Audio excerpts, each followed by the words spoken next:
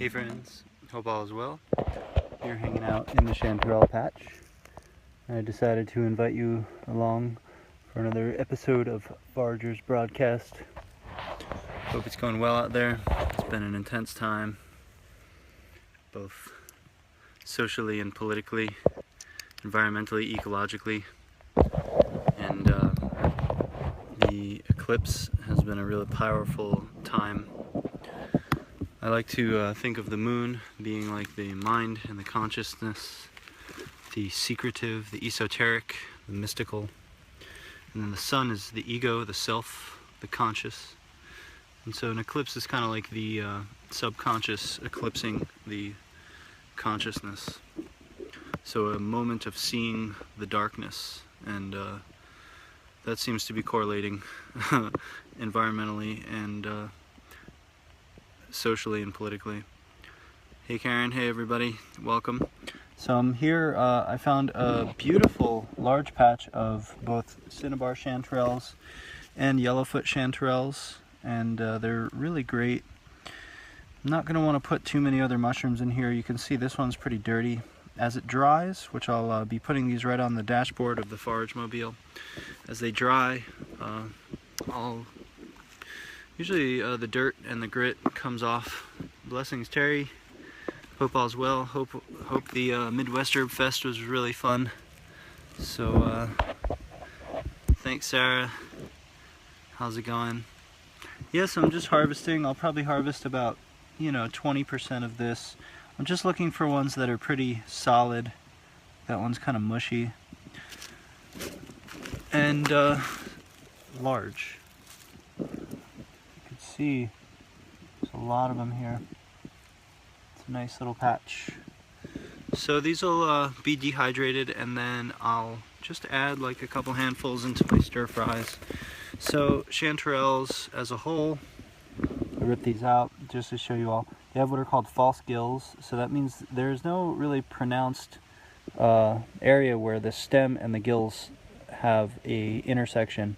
It's more that the false gills go right down the stem a little bit. So that's really significant in identifying chanterelles. Karen, that's awesome that you're going to go learn from Rosemary Gladstar. If you saw my post with the little kid, that's the good old Rosemary Gladstar lineage graduation pendant. They give the females a half moon and the males get the green man. So Rosemary Gladstar is an amazing lady. I think about 4 years ago at the International Herb Symposium, she was just hanging out there. It was kind of closed. She was just hanging out there, so I walked up to her and I introduced myself and told her I was in her lineage, and she said, "What's your name?" And I said, "Dandelion," and she's like, "I've heard of you." And she said, you should teach at the IHS in 2 years. You should do some plant walks." So I waited 2 years, emailed them, and they hooked it up. And this year I actually taught at the IHS, thanks to Rosemary Gladstar's good word and magical power. So that was a really fun time back a couple of months ago. Maybe it was June. And that was really fun to hang out with lots of amazing herbalists. Got to meet Seja and Whitney Popham from the School of Evolutionary Herbalism. They're awesome. Very inspiring alchemy teachings. If you haven't checked them out, do that. And these are going to be really fun and really gorgeous. So I'm right now in upstate New York, headed towards Kerhonkson, New York, where I'll be teaching a plant walk for this eco-village group, these people who went together and pooled together and built, or really purchased land to develop sort of sustainable housing. And I'll be teaching a foraging class to them Saturday, and then this Sunday upcoming I'll be doing a plant walk in the area. So if you're in that area, or if you know anybody there, let them know. Have fun, Karen. May your work feel like play.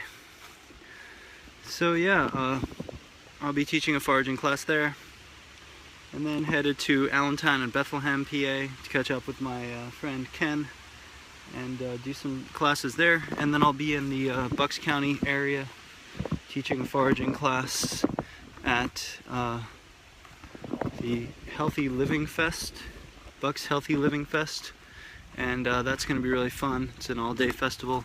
We'll have the Return to Nature table out there. Also, if anybody's interested, please feel free to support our work by making a purchase for our Return to Nature goodies.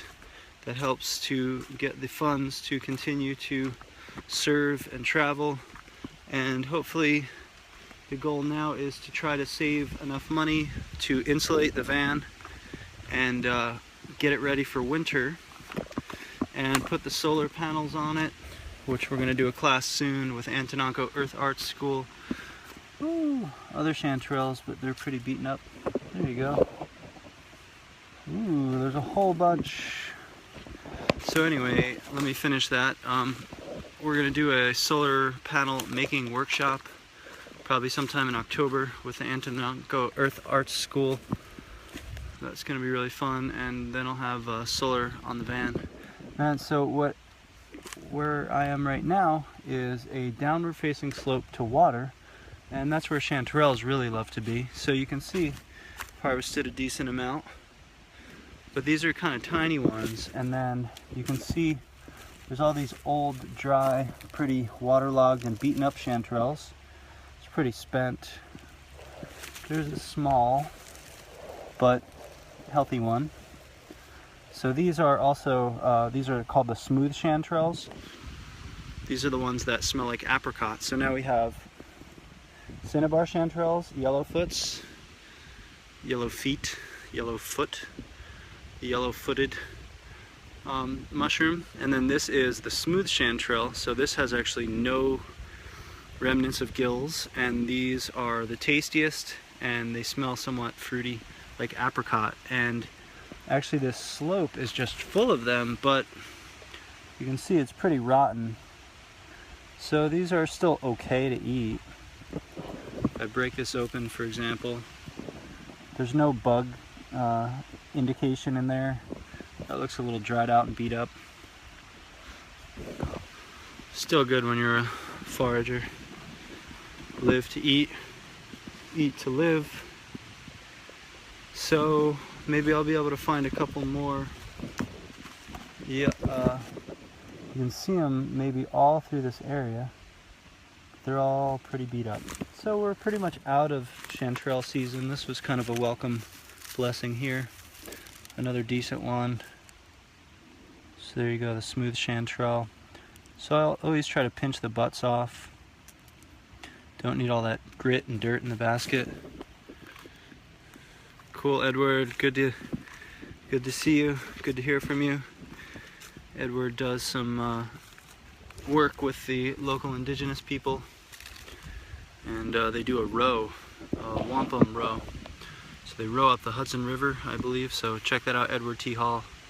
He does some good work with the local indigenous people. We need that medicine work. Here's a funny one. This chanterelle has a chanterelle on top of it. They smell so good. So some of them are kind of pretty beaten up, but some of them are pretty decent. So as I mentioned, the downward slope is really the thing. If you get down on some streams, glad you enjoy it, Sylvia. You're all welcome to come foraging. If I'm ever in your neighborhood, definitely get in touch, reach out, tell me I'm in your area, and we'll definitely go foraging. I also am doing more and more private mentorships, and with the Forage Mobile, I can come pick you up and take you foraging to the local areas and teach you. So there's a pretty nice one. It's a gnarly monster. So I'm breaking off some of the like beat up pieces here. Yeah, Edward, that's really important stuff, what you're doing, man. Really support what you're doing. So definitely 2 rows wampum. I know that the wampum was the, as I understand, I'm sure there's more to the story, but wampum is this purple piece of shells which a prophet actually brought forward as a way to end warring amongst themselves, amongst the tribes. And I believe he was an Iroquois, and there were many people who did embrace this, but people like the Lakota did not embrace the idea of wampum being a way of creating trade and commerce instead of maybe scalping each other or tit for tat by raiding each other or something like that. And so that's a very important and interesting history, and as I understand, I believe that then that row is about the treaties, and they row and they talk about the treaties because of course the treaties that existed between the indigenous people and the United States government were not honored, and turns out, well, some of this land has been stolen, so we're gonna have to have some reconciliation of that. There's probably a cortinaris, so not edible. They smell kind of funky. So look at that, not bad so far. One of the things they're talking about with these statues is the peace and reconciliation process. And as people demand that these Confederate statues are taken down, now a lot of people don't realize, but during the civil rights in the 60s, a lot of those statues went up of the Confederacy. And they actually went up as a sort of way to intimidate the movement of equality. So they're not old ancient statues, they're quite new, and now they have their place, and their place should be in a museum, obviously, not necessarily in public. The argument that keeps being used is the idea that, well, you know, Hitler did not, there's no statues of Hitler in Germany, but you can go to Auschwitz, you know, and learn that history. You don't lose the history. It's very important that we preserve and understand our history, but we don't necessarily need to hold it over people's heads in public spaces. And I think that's the clear and honest argument with some of the Confederate statues, despite the sort of arguing back and forth, and especially despite the fact that, say, the left is somewhat aggressively and foolishly pulling them down, which is one thing, but then also like kicking them or spitting at them. That's that 5-minute media clip that makes fuel for the fire, you know. Hey, C. James Johnson, anybody feel free, if you have any herbal questions, feel free to ask. I'd love to share, I'd love to learn what y'all are finding out there. Hopefully everybody's connected to my Instagram, Return to Nature, and my Facebook page, Return to Nature Skills, and there I try to post a lot about the recent things that I'm finding to get people tuned in to what's available. So there's some coral, but they're pretty beat up. So I'm going to try to follow this stream and see if I could find some more chanterelles. That was a real great blessing. I mean, I'm just in this park. Any tree leaves you recommend for this season? Yeah, there's definitely, this is a good time to harvest, for example, witch hazel. So you can definitely look for witch hazel in your local area. We're switching kind of from, the berries are finished mostly, and now we're dealing with, the trees are starting to produce nuts. So we're kind of in that transition from berries and edges to looking up and looking to the trees to provide us food. So actually here's a witch hazel now. Hey Rebecca, welcome. So here's a witch hazel tree. This is a Hamamillus virginiana. It's actually related to hazelnut. And witch hazels have these nut-like things on them, and they're not really edible that I've ever found. Hello Heather, welcome.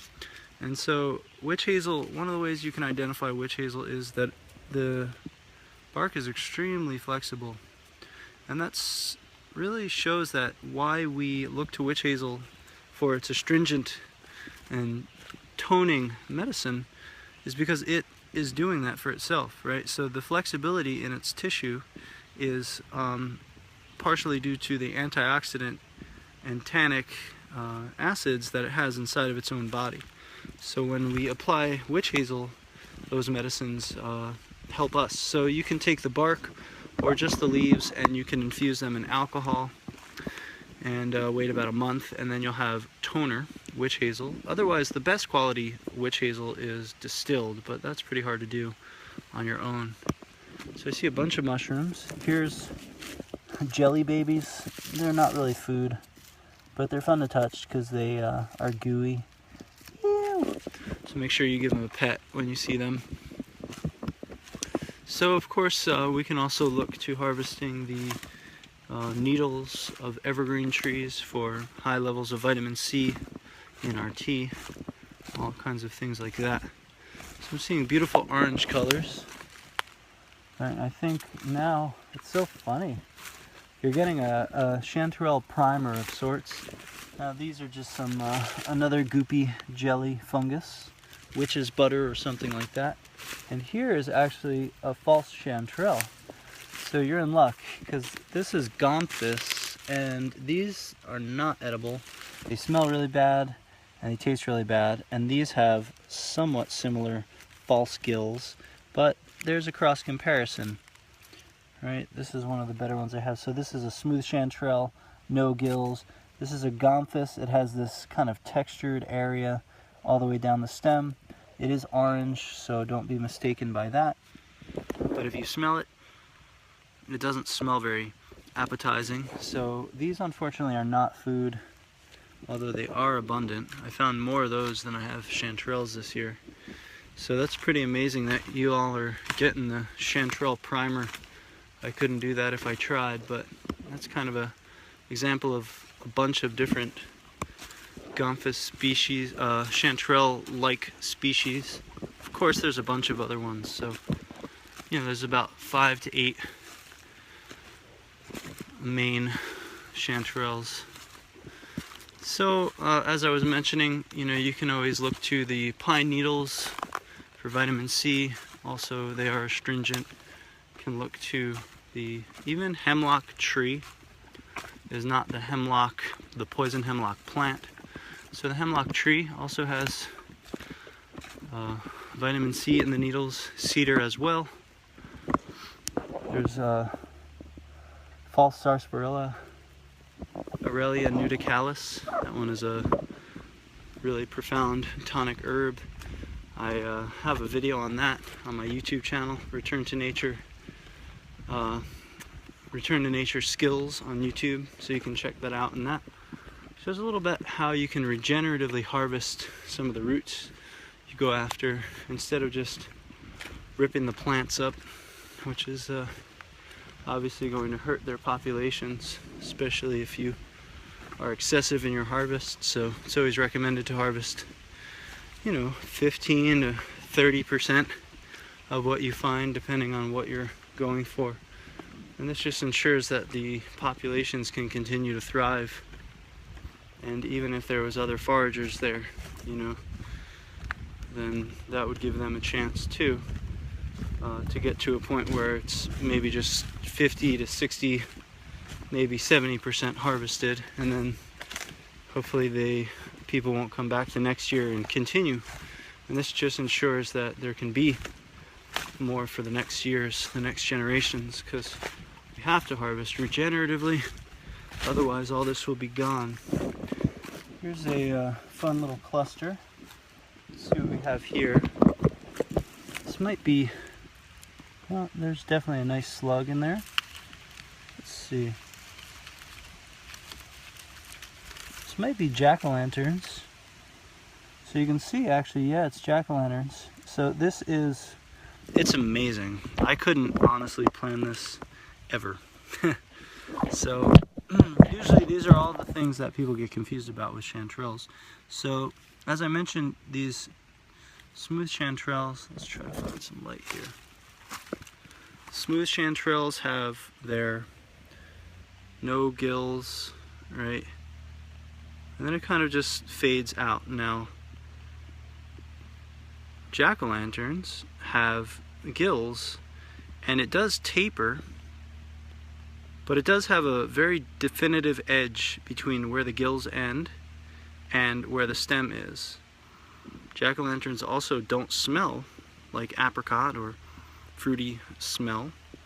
And there's a cluster. So chanterelles don't grow in a cluster like this. So you can see this cluster all growing from a base.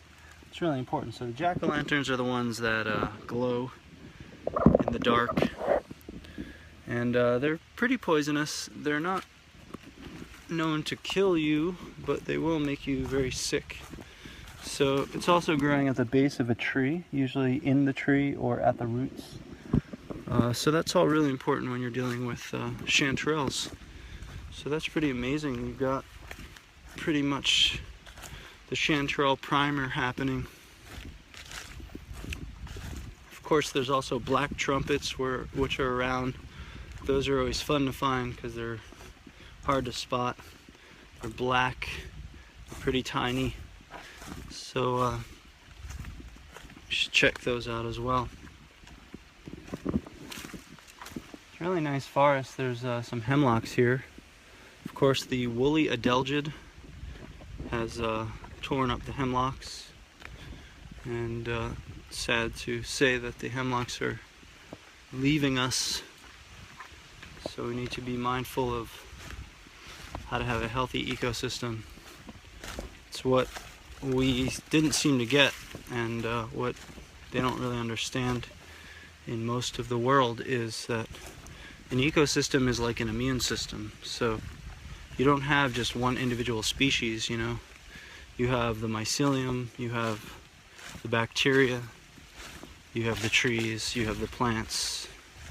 All of that is creating a certain resilience, a certain immune function for everything else, because now we know they're tremendously symbiotic. All those species are sharing their immune resilience. So here's a fun drop off. Oh nice, a waterfall.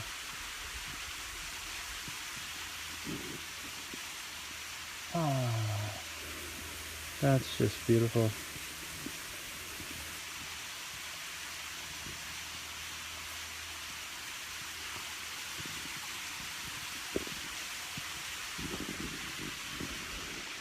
So, you know, immune systems are built in time. And just like your immune system, you know, there's no one organ that's superior. So there's no trees are not the part of the immune system that's the most significant. All of those parts of the immune system are integral and need to be fed and nourished. And that's something, you know, we didn't think about when we were clear cutting the forest. There was not a regenerative harvest in mind, it was more an exploitation. And so it's likely that the clear cutting of the forest, which causes a lot of microbes to die, a lot of spores of mold and other pathogenic microbes to be released, you know, it puts it into an emergency situation. So that reduced the immune system of the forest. And basically what we know as a forest, in most cases, unless you live pretty far out, is definitely a ecosystem which is trying to restore itself, you know. So often you'll see trees that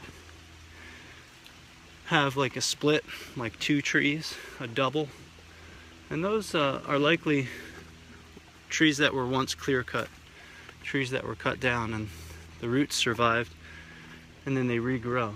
So it's really important to understand that it takes a long time for the ecosystem to be built and to flourish, and we have a hand in that. And so you look at in the hemlocks, right, we have a woolly adelgid. Of course, what do? We think allopathically. We think that it's not about building the immune system, it's not about creating ecosystem resilience, it's about killing the woolly adelgid with possibly insecticides, which further reduce the immune system of the ecosystem to deal with the problem itself. So does that sound familiar? Because that's basically the allopathic methodology is,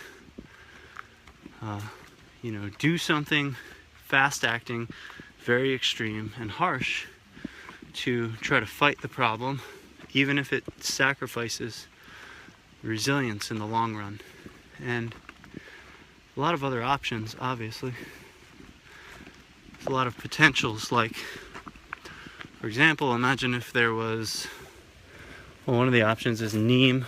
They can do injections of neem into the trees, or they could water the roots with fermented, composted nettle and urine, and that might have given them enough nutrition to make their own compounds to ward off the adelgids. But of course nobody thinks like that. That would be crazy. It's crazy talk. So we've never even tried that. And that really reminds me, if anybody's seen, I had a post recently about allergies and some of my thoughts on allergies, which are basically that you're not allergic to something, you're having an autoimmune reaction and you're blaming the allergen. And what we're doing is we're not treating the immune system, we're not treating the lymphatic system, we're not treating the depleted gut bacteria. And so we're getting more and more signs and symptoms of an illness, right? And that comes in the form of allergies. And one way we can look at it is that's your body talking. It's your body saying something's wrong. Something, I don't have enough health. And so we treat the autoimmunity, but of course somebody there on my page was like, oh, I've tried everything. That's why Claritin works best. They were being kind of, you know, snide. And so, up for a challenge, I asked them if they had even drank nettle tea for 3 weeks straight, and they said no. So that's everything. They tried everything except for anything. And this is something you'll often hear, and as an herbalist this is something I continually deal with, and I'm sure most of you do, is people think they've exhausted their options by maybe the most trying like a herbal tea once for one day and not getting immediate relief, and then giving up and running to over-the-counter stuff, or even worse. So if you're out there and you're hearing that, make sure that when you say I tried everything, that you actually try something, because in most cases when people say they've tried everything, they've not thought of barely anything that an herbalist could suggest to them. So don't forget that there are a lot of options when you're suffering for your ailments. You know, there's nature made plenty of choices, plenty of options, but I think what it mostly comes down to is also the fear of having to change, that education and knowledge means that you can't do the same thing you've been doing. And so often, you know, what happens is people want to fix, but they want to do the same thing. So can I eat McDonald's every single day but just take an herb now to make myself have less arterial hardening? The answer is no. The herb will really help along with the not eating the McDonald's, and without that you won't heal. And so it's a holistic path. You know, a full transformation is necessary, including diet, lifestyle, you know, mental well-being, spiritual well-being, and herbs. So, you know, herbs are not this quick fix. Reading Terry's comment, it has been shown a few times that a spagyric of nettle can work in as little as 15 minutes to relieve rhinitis and other allergic symptoms. Yeah, that's amazing. So we also have preparations, herbal preparations that of course people have never heard of, such as a spagyric, that can help enhance the effectivity and the potency and the onset of an herb. So these are also things that many people haven't tried. So if you don't have nettle spagyric, you can visit Laughing Ladybug Botanicals, I believe. Terry or you can check out the School of Evolutionary Herbalism. They all make lots of spagyric preparations. Or you can just drink a whole bunch of nettle tea. You know, that also will, I think, if you don't have, you know, the best choice, go for the second best choice. Don't wait, you know. That's awesome, Terry. LaughingLadybug.com. Yeah, that's amazing. So there's a lot that can be done when we actually try. So it's almost acorn season. This is a white oak acorn. You can see that the top doesn't have a lot of rotting, and generally what happens with oaks is that the oaks, all trees, first drop some nuts that are defective, and they usually have bugs in them. So the early drop of nuts is usually about the aborts, and if you cut them open, you'll often find a bad spot, so to speak, like a rotting spot.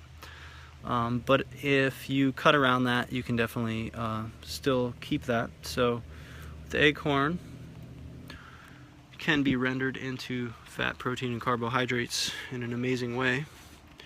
I'll show you all a little bit about that, because that season's about to be upon us.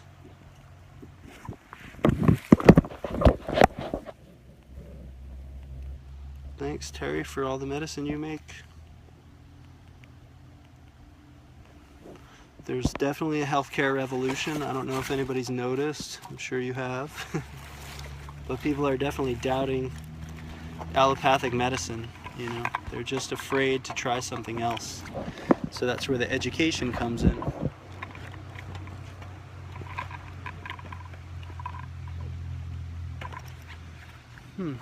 I guess I don't have my knife on me, so it's going to make this a little more tricky. Well, you're supposed to have your knife on you. Oh, I got it. Wrong pocket. Let's see where we can put this.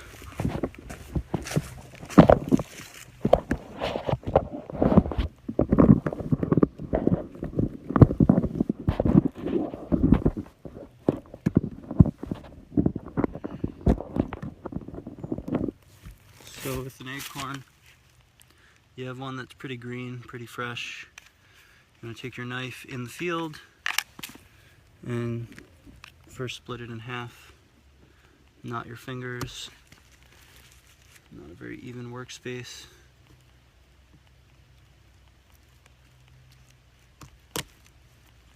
So you cut it in half, and then you have the inside nut meat. Of course, if you eat that raw, it's horrible. You don't want to eat raw acorn unless you have severe dysentery or something. So then you take the shell off and you discard the shell, and now you have this half, right? And these are what I'll dry. Then they're sort of semi-produced. So literally every single acorn you find, you gotta split in half, remove the shell, dry the nut meat out. So that's kind of step one. And from there, you're going to want to take those dried nut meats and you want to grind them into flour. So there's one. You're going to grind them into flour, and then you'll leach them. And the best method I've ever seen was from Eddie from Practical Primitive, one of my primitive skills teachers. He takes a ball jar, he puts the acorn flour in there, acorn meal really, and you pour cold water over it, you stir it, and then you leave it overnight. By the next day, it settles out. It settles out, and you pour the water off down to the grain, and then you put some more fresh water in there and you stir it around again. You do that about 3 to 4 days, and then you can dehydrate that or cook it right away. And that would be leached acorn flour. Now what you could always do is, once you have the halves dried, you could always store them, and that'll actually stay better preserved than if you made the flour. So you can always do that as you go. You know, then you grind it as you need it, And there's also corn grinders that can work, all kinds of wonderful things like that. So that's how to get nuts in the woods. And there's going to be a lot of acorns, it seems. So that one's all half-eaten. This one still has his hat. Alright, so you just pop the hat off. Make sure the center is pretty even, no rotting there, and then just slice it.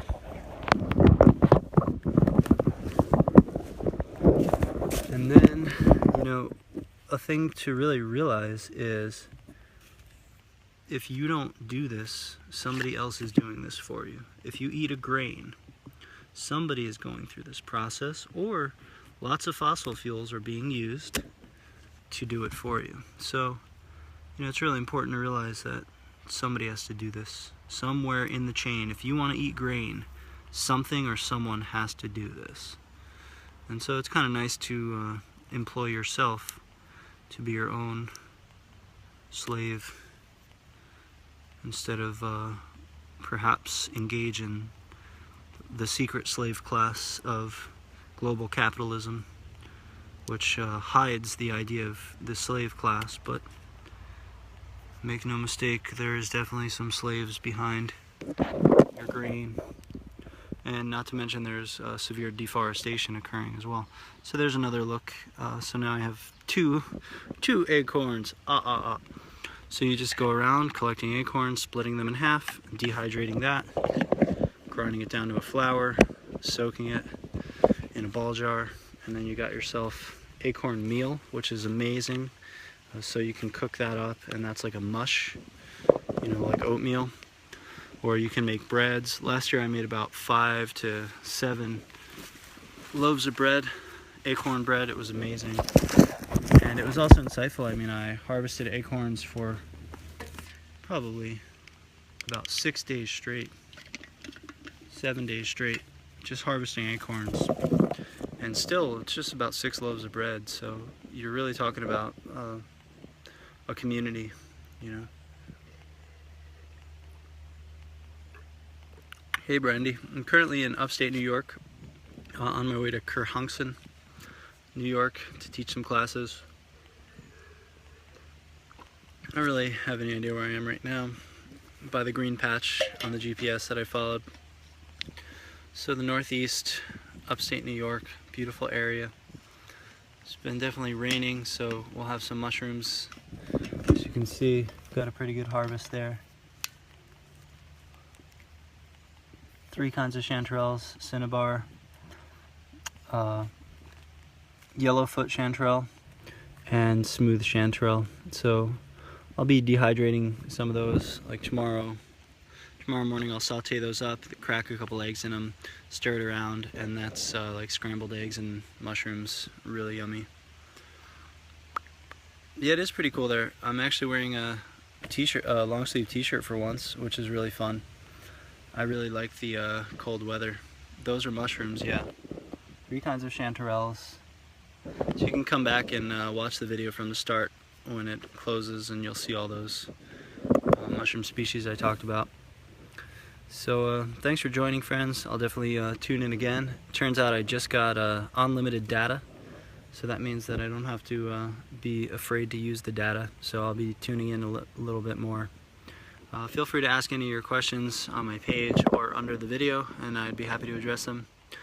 Sending lots of love. Check out lots more videos, articles, upcoming classes on returntonature.us. Many blessings.